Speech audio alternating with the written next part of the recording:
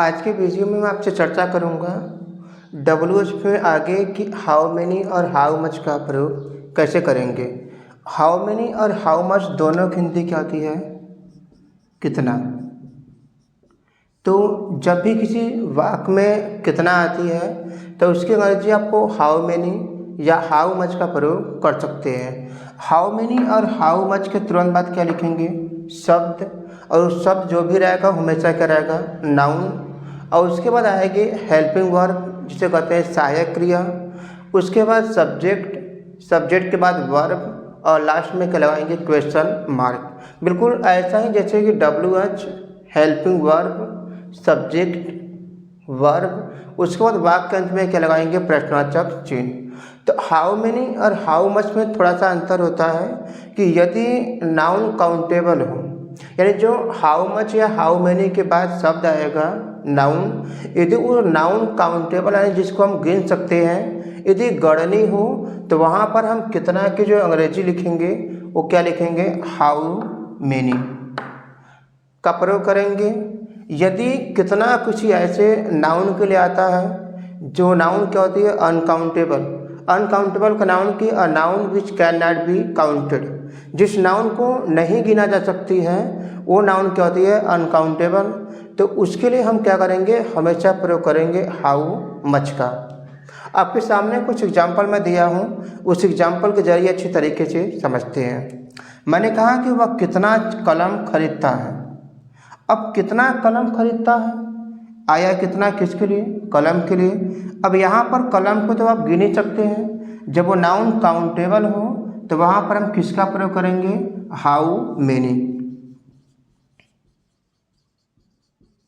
How many, और जिसको हमने गिना है उस शब्द को रखेंगे तो कितना कलम। तो हाउ मेनी पेन्स, कलम हमेशा एक से अधिक रहेगा तो हाउ मेनी पेन्स। उसके बाद हमें लिखना है सहायक क्रिया, तो ताहत ये प्रेजेंट इंडेफिनिट है, तो कौन खरीदता है? वह। तो ही के हिसाब से क्या लगाएंगे? डज। उसके बाद सब्जेक्ट रखेंगे ही, सब्जेक्ट के बाद क्या आएगा? वर्ब बाई, और डज लगने पर वर्ब में आपको यस या यस नहीं लगाना है, और वाक्य के अंत में क्या लगाना है? प्रश्नवाचक चिन्ह। मैं और एग्जांपल दिया है कि राकेश कितना चावल बेचता है। कितना चावल, तो कितना किसके लिए आ रहा है? चावल के लिए। तो चावल को तो हम गिन नहीं सकते हैं, उसको मेजर करते हैं किसी मात्रा में, किसी भार में, क्वांटिटी में, तो वो हमारी क्या होती है? Uncountable noun. तो अनकाउंटेबल नाउन के लिए हम क्या लगाएंगे? How much.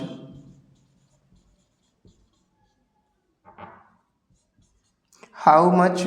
उसके बाद क्या करेंगे? राइस, और जब इसको हम गिन नहीं सकते हैं तो इसमें हम यस नहीं लगा सकते हैं, तो हाउ मच राइस, ये भी प्रेजेंट इंडेफिनिट है, तो राकेश के हिसाब से क्या लगाएंगे? डज। उसके बाद राकेश,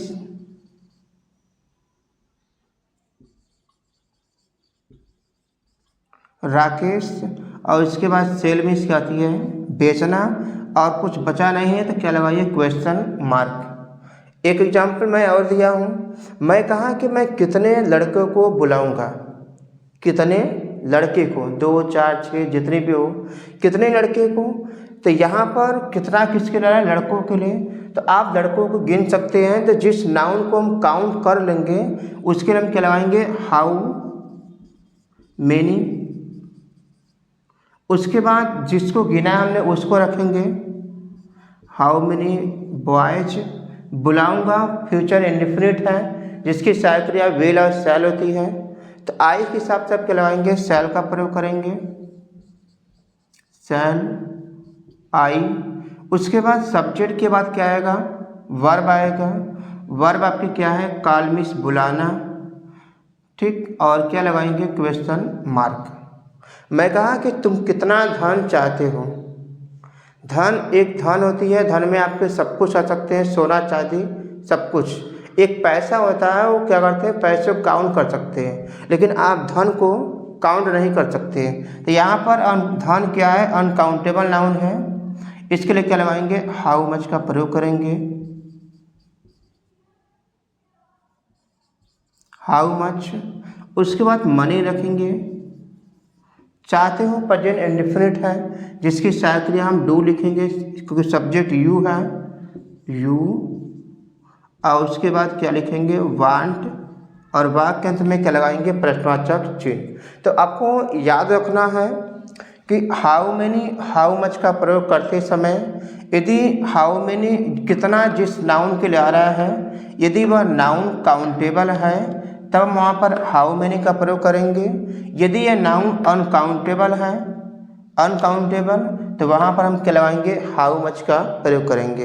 अब मैंने कुछ एग्जाम्पल दिखाया, एग्जाम्पल के जरिए अच्छी तरीके से आपको समझ में आया होगा कि हम हाउ मच का प्रयोग और हाउ मैनी का प्रयोग किस तरीके से करते हैं। तो आई होप दैट कि टॉपिक अच्छी तरीके से समझ में आया हो। टॉपिक जानकर कैसा लगा कमेंट सेक्शन में जरूर लिखिएगा, और ऐसे ही ग्रामर के रिलेटेड वीडियो को पाने के लिए चैनल को सब्सक्राइब कर लीजिए और वीडियो को लाइक करना मत भूलिएगा। Thank you so much.